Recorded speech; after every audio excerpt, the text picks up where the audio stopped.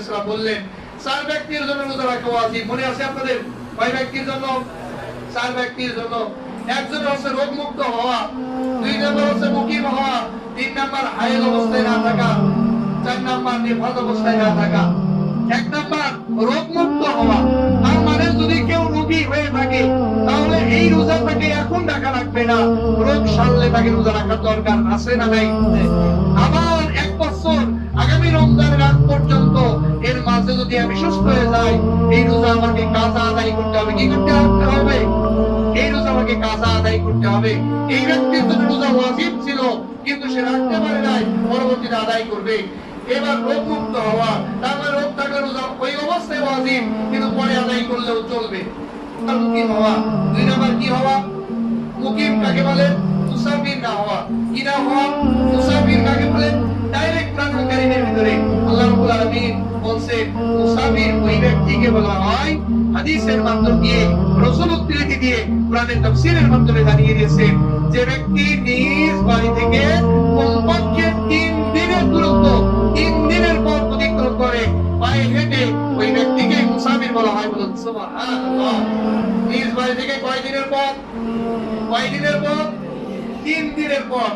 আবার উলামায়ে এই জায়গায় মন্তব্য করেছে এবং রাসূলের হাদিসের ব্যাখ্যা দিয়েছে যে এই 3 দিনের পথ কতদিন হবে? সর্বোচ্চ সর্বনিম্ন 48 মাইল। কতদূর? 48 মাইল, যা প্রায় 71 থেকে 72 কিলোমিটার দূরে। নিজ বাড়ি থেকে প্রায় 71-72 কিলোমিটার দূরে অথবা 48 মাইল দূরে অবস্থান করে ওই ব্যক্তির জন্য বলা হয় মুসাফির। ওই ব্যক্তিকে কি বলা হয়? মুসাফির। ওই ব্যক্তির জন্য রোজা ইস্তেমাম আছে কিন্তু সিরে ইস্তেমাম আছে নাকি? আছে নাকি?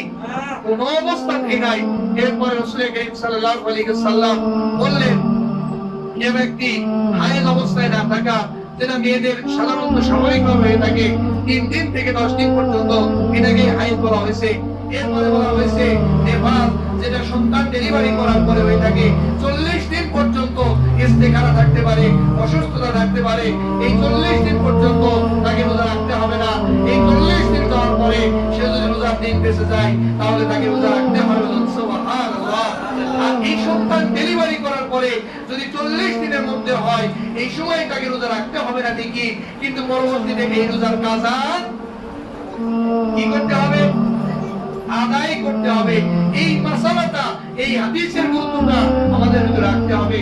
এরপরে এর ভিতরে আল্লাহ রাব্বুল আলামিন তাইতো বললেন, ইয়া আইয়ুহাল্লাযীনা আমানু ওয়া ইমানদাররা কুতিবা আলাইকুমুস সিয়াম, তোমাদের জন্য রোজা ফরজ করা হয়েছে, কামা কুতিবা আলাল্লাযীনা মিন ক্বাবলিকুম, যেরকম তোমাদের পূর্বপুরুষদের উপরে ফরজ করা হয়েছিল, লাআল্লাকুম তাত্তাকুন, যাতে তোমরা মুত্তাকি মুতাবিকি অর্জন করতে পারো।